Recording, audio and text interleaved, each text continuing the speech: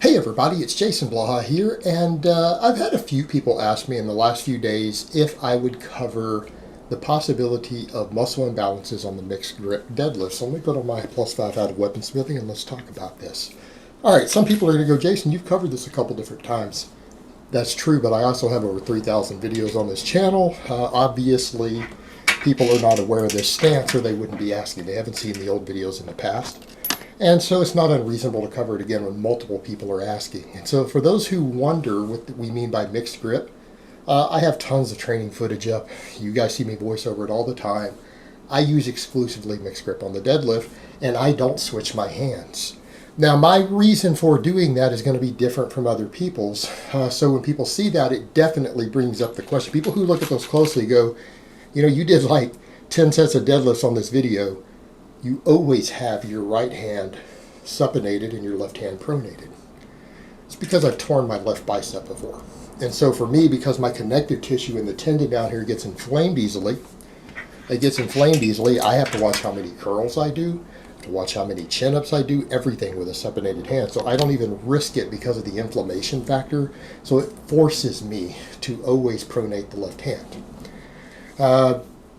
And as far as injury prevention on the deadlift, as far as bicep tears, I've got other videos on that. It's probably something I can address again soon and will definitely address again in the future. Just like this mixed grip issue. Now, a lot of people are going to say, well, why do people mix grip? It's the best way to keep a grip on the bar. Best way to keep a grip on the bar. Because it prevents bar roll. You guys have even seen YouTubers miss deadlift PRs who are using straps when the bar rolled out of their hand, haven't you? Yeah? Because the straps don't always ensure the bar's not going to roll. By using mixed grip, you can keep the bar from rolling one direction. Because when you double overhand, the bar will tend to roll this way towards you and roll out of your hands if you're not careful. And that still happens even with hook grip. Hook grip is stronger than double overhand, but it's not as strong as mixed grip, not because your grip is weaker, but because you can't keep the bar from rolling. And bar roll is one of the biggest problems with losing your grip on the bar. It's not necessarily a fully grip strength issue. It's the fact that once the bar rolls in your hands, it's going to tend to come out. And it can even happen in cases where you have on straps, because it will cause the straps to unwind as you're going up. Particularly people who are hitching and jerking because they're trying to lift a weight they can't lift, aka alpha destiny. So that's usually what happens there, and that's the reason we do mixed grip. So the whole question becomes, since we know it's the strongest grip that we have in terms of keeping the bar stable, is it a concern for muscle imbalance? Now, a lot of people will say, well, this person says it and that person says, I don't care what that person says. What I would say is what common sense should say. When you're using mixed grip, is the bar and the line of pull kept the same up to down? Sure it is. In other words, the bar is in the same position in your hand relative to your shoulder and the downward pull, whether your hand is over or under, right? If you have the bar in a consistent path and you're not shifting weird directions left to right, the bar pull is the same. You get the same downward pull on your traps, get the same pull on your lats, same pull on your spinal erectors. Everything involved is getting the exact same amount of left to right force unless you're offset to the left or right. Meaning if you have your hands in the same place on the bar and you're coming upright straight, there is no muscle imbalance. Now, that being said also, as far as the traps go, there have been people saying, well, different YouTubers have said it does. Well, why would it? Same downward pull. Secondly, if deadlifting, which is again a stretch movement, is the only exercise you're doing for your traps, you're not on a very balanced program. And I don't even mean just for a strength athlete. I mean, what strength athlete, and let alone bodybuilders and physique people who do enormous numbers of excessive exercise variation, how many strength athletes only train their traps with deadlifts? Very few. Most people row. Most people overhead press.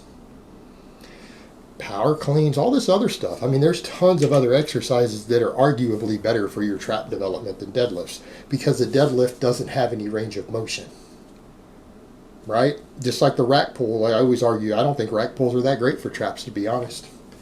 And people can argue with me all day long on that. I'm sorry, biomechanically, I just don't see it. yes, they get stimulated, but there are a lot of exercises that do more for your traps than a rack pull does, let alone a deadlift. So if this is your primary stimulator of growth, I don't know what to tell you. If people are concerned that maybe because of the mixed grip, one trap is going to get 3% less stimulation. Well, most people don't pull with high volume. Most people do other exercises that work your traps a little more than the deadlift with higher weekly volumes than they do the deadlift. So why would you even be worried about such a small possible imbalance? It isn't worth worrying about. And again, I'm only referring to people like me who always use the same grip. Now, this problem would disappear completely if every now and then you just shift it. Week to week, set to set, you could shift left to right. I think, though, if you get used to doing it the same, you tend to get better at the biomechanics because you're just used to gripping it that way. It's better familiarity. Something I noticed for me that it feels better overall to do it the same way once I was forced to. I feel like it's better. Now, the one muscle that could be concerned would be biceps. As far as that goes, biceps are the only muscle that I could see the supinated hand versus the pronated hand getting more stimulation. Now, people will say biceps grow from deadlifts. Of course they do. Now, is the deadlift a particularly good bicep exercise? No. Can you maximally develop your biceps with the deadlift? No. But it is a secondary muscle involved. It's a stabilizer muscle, and there is a large stretch load placed on the biceps. And we have seen in noobs who come in and do lower body only strength programs that are just things like squats and deadlifts, their biceps grow. This has been seen by coaches who have had guys coming in for football or whatever, or they had something going on where they couldn't train upper body yet, or they just wanted to build a base, their biceps grow.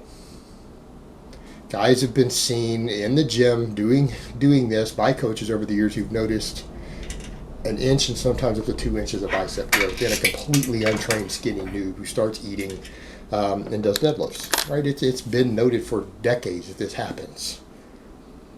Now, does it mean that their biceps wouldn't grow faster if they did some chin-ups or curls? Yeah, they would grow even faster if that stuff was done. But that does stimulate the biceps. Because the pronated hand puts way less stretch on the bicep is going to get less stimulation. But we kind of come back to the other point. How many sets of deadlift a week are you really doing?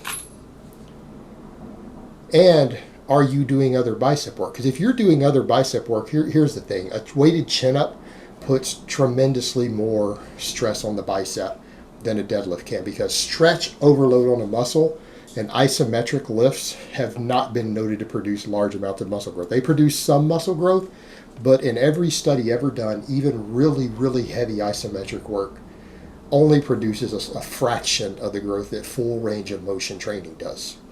In other words, a deadlift cannot compete with a weighted chin-up or a curl for bicep development. Even though it stimulates them, it doesn't do it as much as they do. Again, just due to the range of motion involved, because you're in one position.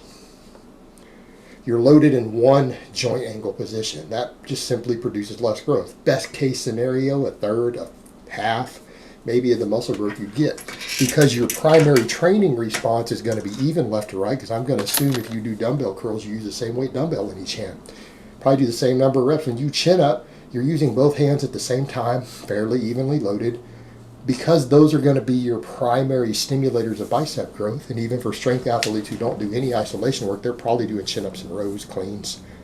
You're getting equal development on those. So I think because those are going to be stronger bicep developers, you're probably not going to see a significant difference left to right by doing that. And don't use me as an example because I have an old injured bicep. I lost muscle tissue in my bicep. I lost muscle fibers permanently in my left arm. Now I'm going to get into all the details, but yes, part of my bicep was actually lost. So because of that, don't look at me and say, oh, well, see, he always does it that way and he's got one bicep bigger than the other. It has nothing to do with the way I train. I literally have less muscle fibers in my left bicep because I lost some of the muscle tissue. Like, it's physically gone. It's taken out of my arm. So don't use me as the example. So again, for most people, I don't think it's going to be a problem. All right, guys, but that's really all I have to say on that today. I hope it's been informative, and I will talk to you guys next time.